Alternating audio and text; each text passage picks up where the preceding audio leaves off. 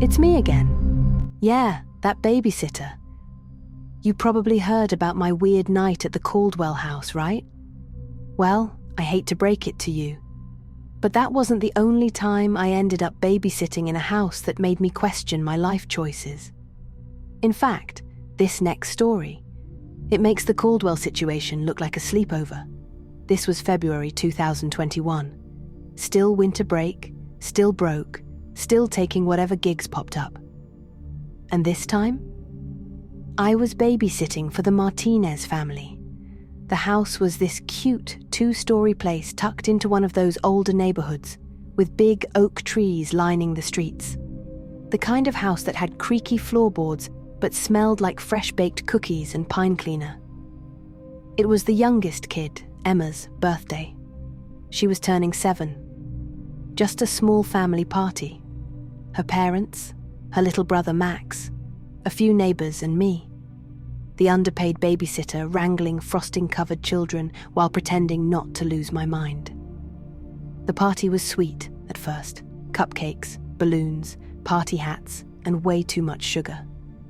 I even let the kids con me into playing freeze dance. It was chaos, but fun.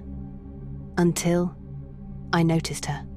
There was a woman sitting in the corner of the living room. She was dressed kind of old-fashioned.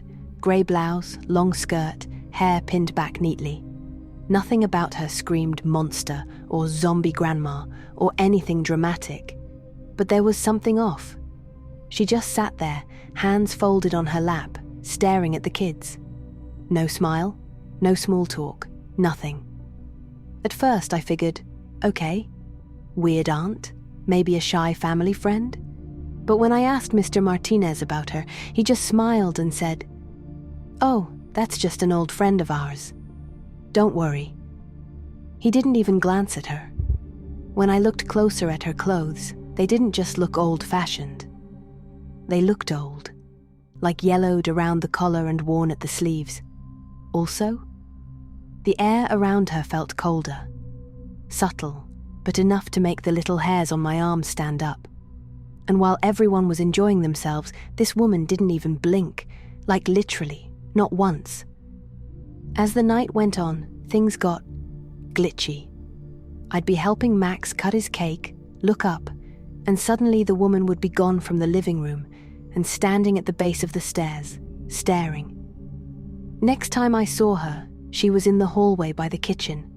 No one else noticed. No one. Every time I tried to point her out to someone, they acted like they couldn't even see her. Emma, the birthday girl, kept glancing nervously at her too, like she knew something wasn't right but didn't want to say. Later, after cake, I stepped into the hallway to grab my coat and nearly jumped out of my skin. The woman was standing right there, inches from me. Still no emotion on her face, just watching. I tried to laugh it off. Ma'am, can I help you with something?" She tilted her head, just slightly, and whispered, "They don't see me." I swear my heart dropped to my toes, and I could smell something faint, like mildew and old perfume. I backed away, muttering, "Okay, nope," and went back to the party. That's when Emma tugged my sleeve. "Don't talk to her," she whispered. "She's not supposed to be here." "Who is she?" I asked. Emma just shook her head and said, "She used to come before. Before Mommy said to stop inviting her." Yeah. That's when I realized this wasn't a weird aunt situation. Around 10 p.m., I was helping the parents clean up when I saw the woman standing outside the window. No coat, no shoes, just standing in the snow. I turned to Mrs. Martinez panicking, but she just said, "We'll walk you out when you leave." Like that was normal.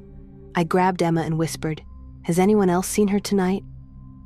Emma just nodded toward the parents and said, "They see her, but they pretend not to." I left the house fast, faster than a babysitter carrying leftover cake should. But as I walked past the woman outside, I swear she smiled at me for the first time. "Happy birthday," she whispered. It wasn't my birthday. So yeah, that's story number 2. I'll be back tomorrow to tell you about the time I babysat for a family who had, well, let's just say visitors of their own. And trust me, that one gets worse.